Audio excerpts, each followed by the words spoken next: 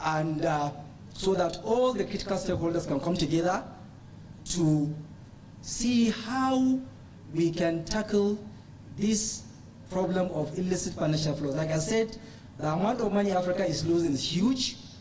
Just imagine that the huge amount of money we are losing, we use it in power generation.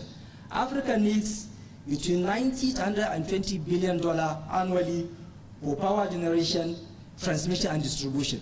Just imagine that this amount of money that is going outside this continent is used to finance our own power development. We know that that will improve our industrialization, that will bring enough of job opportunities for teeming youth and also Africans, which will bring our development. This response also now so that there is need for all of us to come together in order to have this kind of forum. Now in 2024, in January, there was a meeting which was held of asset recovery networks to refine the structure of this forum. And in May 2024 in Addis Ababa, some of us were there, where we met. It was at that meeting the charter of this forum was drafted, and also there are some selects of African countries and some critical stakeholders that attended that meeting. It was there that the regional blocs selected countries that will represent the blocs on this forum. From West Africa, Nigeria and Burkina Faso were selected. From the East Africa, there is Uganda. From the South Africa, there is Zambia and South Africa. From Central Africa, there is Cameroon, while from North Africa, none attend that meeting. So if you look at it, the representation is that there are some, there is a gap in like East Africa, which need one representative so that they will have two. Central Africa also has one slot, which will make it two, so that it will make up the quorum. While for the North Africa, there is no any representation. We hope at this meeting, we are going to have that representation. Now, in November last year, we met in Arusha, Tanzania, during the 8th annual African Anti-Corruption Dialogue. It was at that meeting whereby the leadership of this interim forum was selected. I was chosen as the interim chair of this forum, while Dr. Patricia Achan Okiria from Uganda was selected as the vice chair of this forum.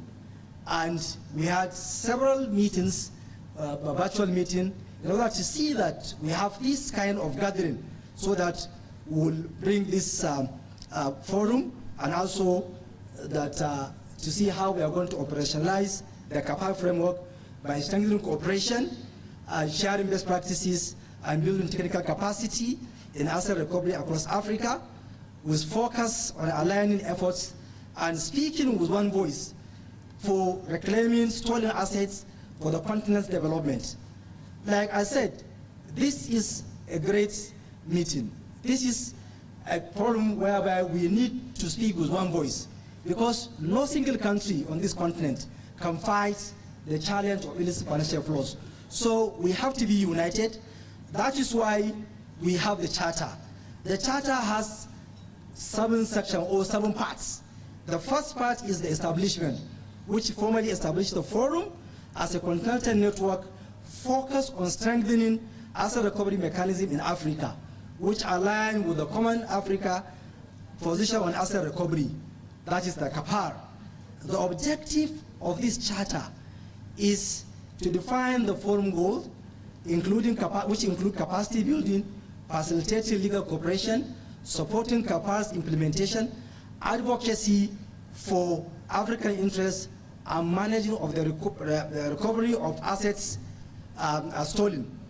And also, the charter provides for the membership, which is divided into full members, which include the national asset recovery practitioners, the prosecutors, the asset recovery institutions, and also there is observer members, which include the regional bodies, development partners, civil society, and international organization. Then in the charter also there is organizational structure and decision making. The forum governance include the steering council, the general assembly, the secretariat, and the thematic working groups focusing on specific issues like legal cooperation and repatriation.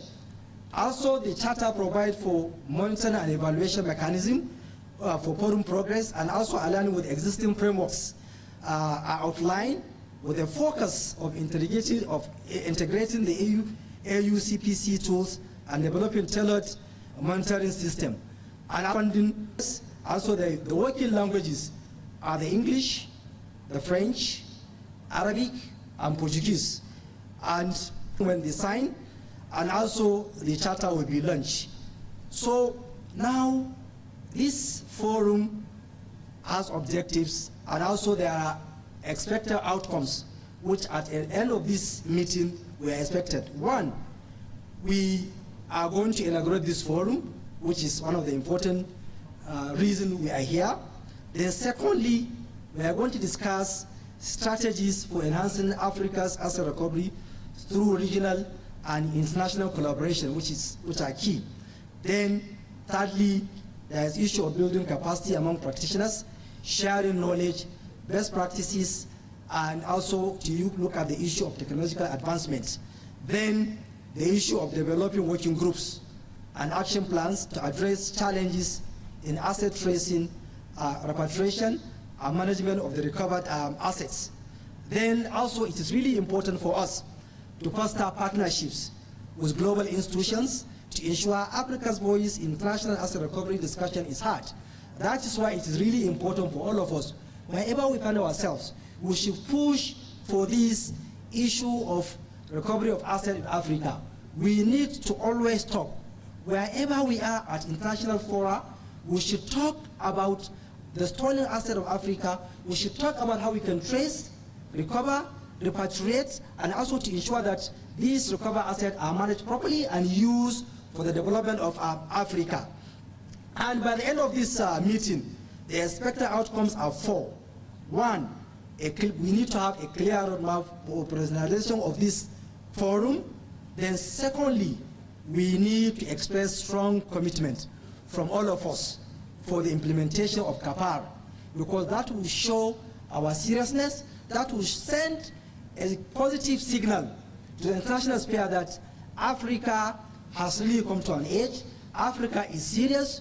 We need our resources, because it's with our resources that we can be able to develop our continent, that we will make Africa great, and also to tackle the issue of tax evasion and aggressive tax avoidance, and also the illicit financial flows.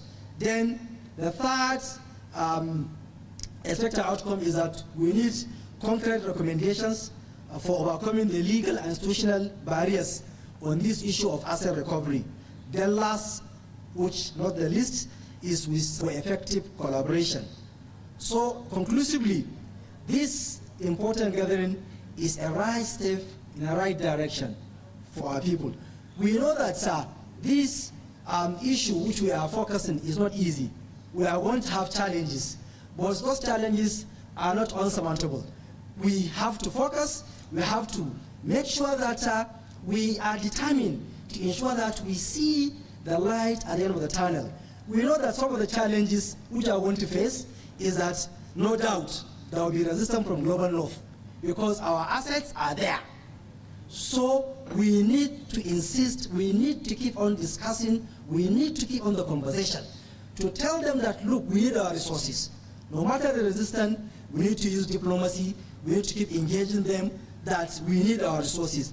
And also the challenge of participation.